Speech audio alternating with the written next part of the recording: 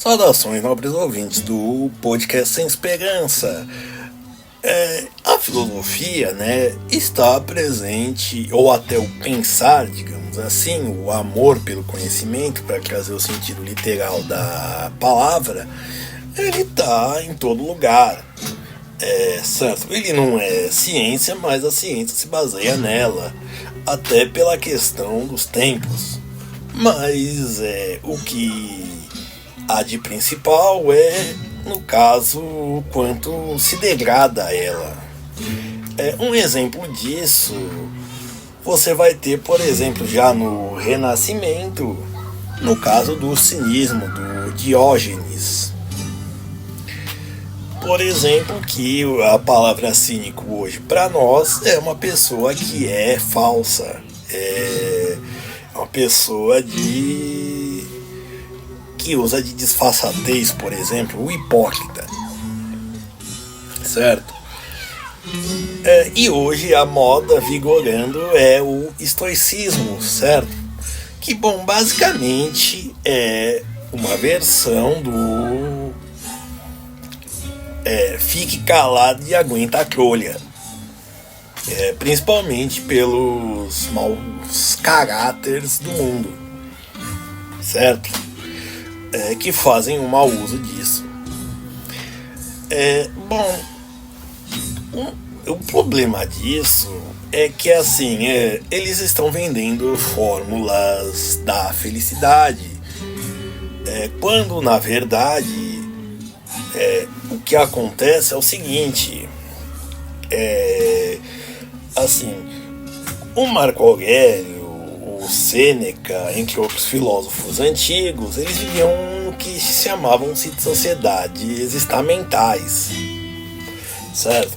Não vou dizer que é um negócio tão fixo, mas a pessoa se tornar patrícia, nobre, por aí vai, era extremamente difícil. E a pessoa, por exemplo, ela sabia que, por exemplo, que como nós, a gente não iria ter a possibilidade de ir, sei lá, num show naquele mega show de um artista internacional cujo ingresso mais barato é quase R$1.000 ou até mais. Dando um exemplo, um servo ele estaria mais perto, um plebeu ele estaria mais perto daqueles 3 rapazes que estão olhando de graça sem pagar como chama? O que usam de exemplo para equidade, justiça social e por aí vai, certo? Que tem os caixotes e tudo mais. Então, assim, então, nesse momento, as pessoas trazem da filosofia e até de pensamentos de teologias, principalmente orientais, distorcem elas para uma nossa realidade atual. Um exemplo que eu posso citar, eu já falei isso em outros assuntos, até da arte da guerra, que fizeram uma versão contemporânea. Também fizeram isso do Maquiavel, o príncipe, do Jacob Pecquely, já que ele não é parente do Arthur Pecquely, né, suponho. Mas, de qualquer forma, o que ele diz? Ele diz que ele trata aquilo como algo defasado, né? E eu acho que ele está mais perto de nós do que, por exemplo, o Sun Tzu. Perfeito? Mas assim, o que eu quero te dizer é o seguinte: se você não consegue aplicar tais conceitos para você mesmo, seja de tomada de poder, manutenção de poder ou organização, não vai ser tanto lendo o livro ipsis literi como lendo seus intérpretes que você vai ler e entender. Ou às vezes você até entende errado. Também já discuti isso na questão da meia educação, contradizendo o doutor Enéas, no qual ele diz que uma meia educação é melhor que uma má educação. Só que, por exemplo, os terraplanistas usam ferramentas tecnológicas igual aos globalistas, digamos assim, ou globaloides, como eles chamam, né? E mesmo assim eles chegam ao resultado de que a Terra é plana. Perfeito. Fazer o quê? Outra coisa também que há, e é algo bem interessante para se pensar, é que com essas misturas você cria fórmulas muito baratas disso. É um livro que, quando eu tinha meus 17 anos, uma professora de português deu para nós no final do ano. Diga-se de passagem, em 2007, quando eu saí do ensino médio, no ano seguinte estava previsto para aparecer educação física, educação física não, filosofia e sociologia na grade, ou seja, eu não tive essas matérias, fui ter só na faculdade.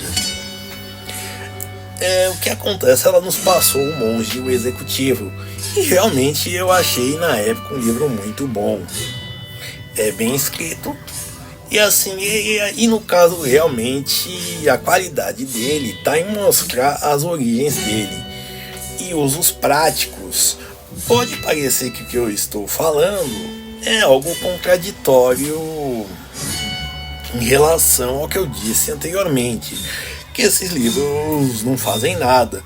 Mas o que acontece é o seguinte, é que na aplicação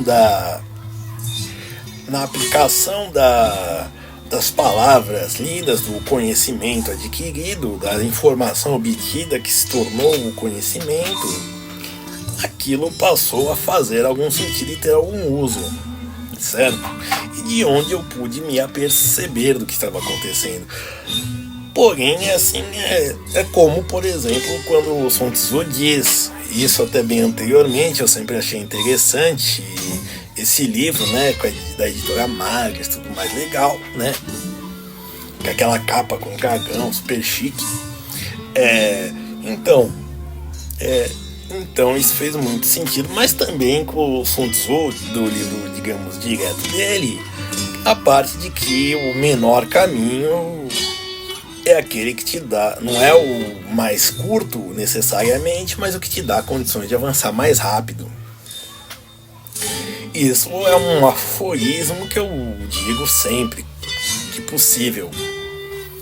Entendeu? Então é aquele negócio, é algo que, por exemplo, vale pro advogado, pro desenhista, para basicamente alguém que tem um conhecimento, estudou anos, faz em tal coisa em 5 segundos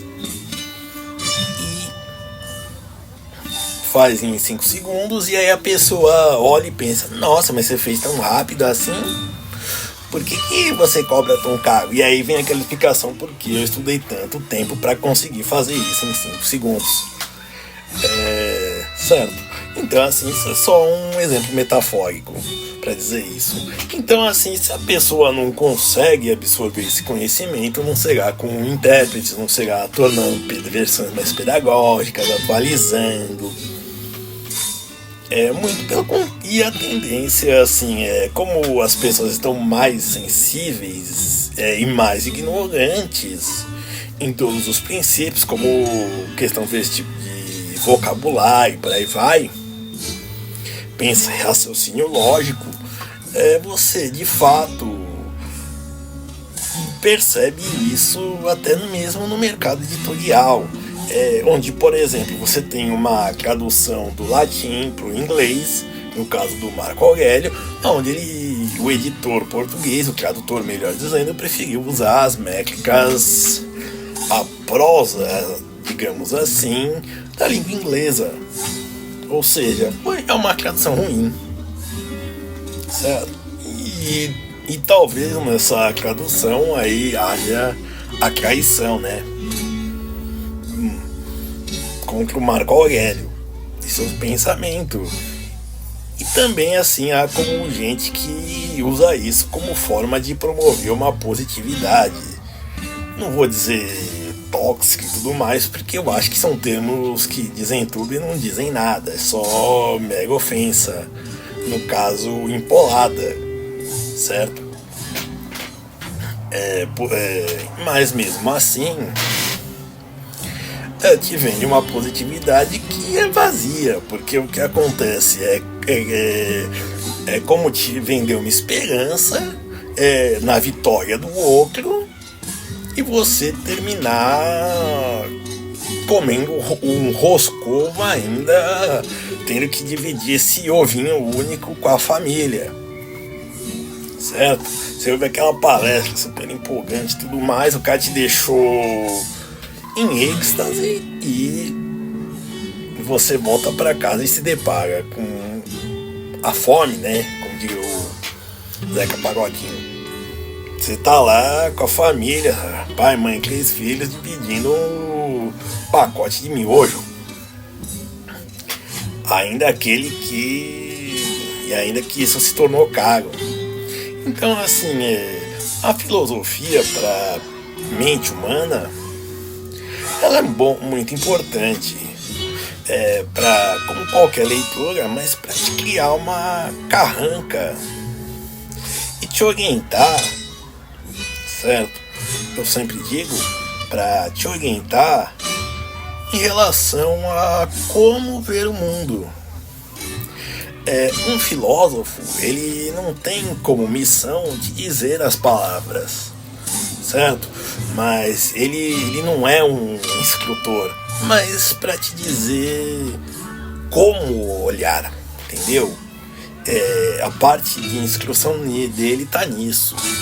Olha, será que realmente, por exemplo, esse telefone é só uma decoração? Será que é só para ele estar aqui só porque o Urbano quer, a Chronopolis quer se exibir? Quer se amostrar, quer dizer, ele é vintage? Será que esses livros aqui fazem ele um youtuber? Sim, fazem. Apesar de ter livros como o da Ellie, né? Que é infantil. Então, assim, também é algo para te aponta para pensar. E nisso, aí você vê o quanto ela afeta o seu psicológico, a sua capacidade de ter ideias. Agora, assim, quando é uma condição clínica, um caso de uma doença psiquiátrica, aí realmente fica difícil. E não vai ser ela que vai te salvar, vai ser a filha dela, a ciência, no caso, as ciências médicas. Obrigado e seja feliz.